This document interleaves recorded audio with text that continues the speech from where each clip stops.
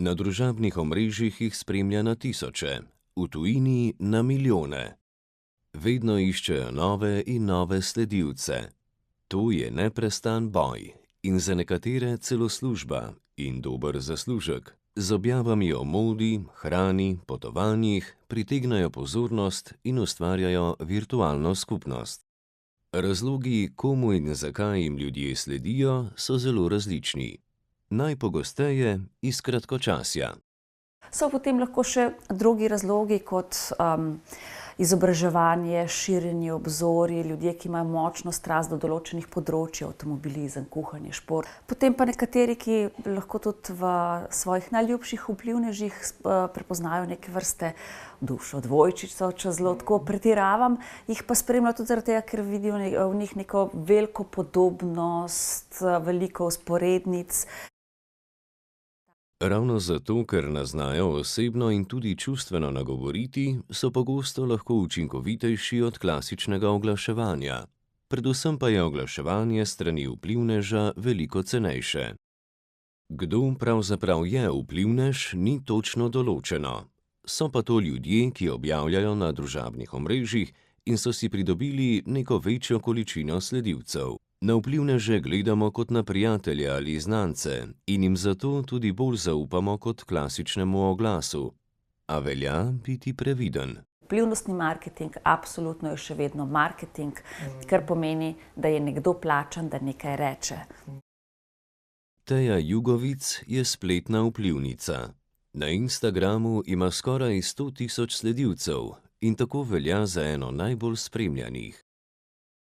Zanjo pa ni vpliv samo to, da promovira izdelek in ga ljudje kupijo, temveč veliko več. Meni je vpliv čisto nekaj drugega. Meni je vpliv to, da jaz vplivam lahko na mlade, da jaz lahko nekomu kaj pomagam, da imam stike z njimi, da imamo neke vezi prijateljstva, tako da vpliv gledam čisto na drugačnem nivoju. Tudi ko probam biti dobrodelna, da pač probam s takimi dejanji spodbuditi ljudi, da delajo nekaj dobrega. Njeni sledilci so zelo različni. Največ je žensk med 30 in 40 letom starosti, a je veliko tudi mladih in starejših. Sledilci se odzivajo, jo prosijo za nasvet in to ji veliko pomeni. Med sledilci pa ima tudi gluhe. Definitivno je malo smoten, da ni to za vse. In meni se kakršnakoli diskriminacija absolutno zdi narobe in sem probala že narediti nekaj v tej smeri, ampak je malo pretežko. Mogoče imam tukaj enih drugih projektov, da potem to damo malo na stran.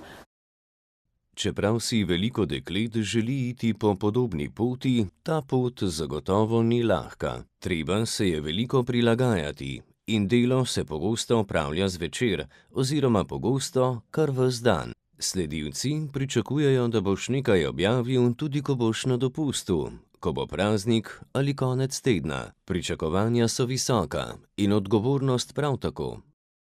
Vedno sem rekla, da je to nekako moj Instagram povpraševanje ponudba, da kar ljudje mene vprašajo, potem jaz to dostavam.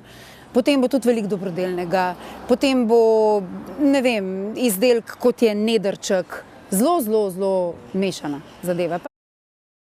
Teja obljublja, da bo v prihodnje v svoje vsebine vključila tudi podnapise za gluhe in naglušne. Tukaj si želi storiti korak naprej, saj se nanjo obračajo sledilci, ki ne vedo, kakšne so te vsebine, bi jih pa radi spremljali. Ima pa še eno pomembno sporočilo, ki ga želi prenesti vsem. Ostan človek, ne glede na to, kaj se ti zgodi, ne glede na to, kam te odnese ali slava, ali uspeh, bodi ti še vedno tisti človek, ki boš sočloveku pomagal, ki bo to rabil.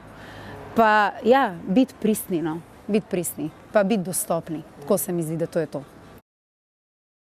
Morda je ravno v tem bistvo vpliva. V svetu vplivnežev, kjer uspeh pogosto premaga vsebino, je pomembnejše nekaj zelo preprostega. Vpliv mine, človečnost ostane, pristnost pa vedno premaga pravila.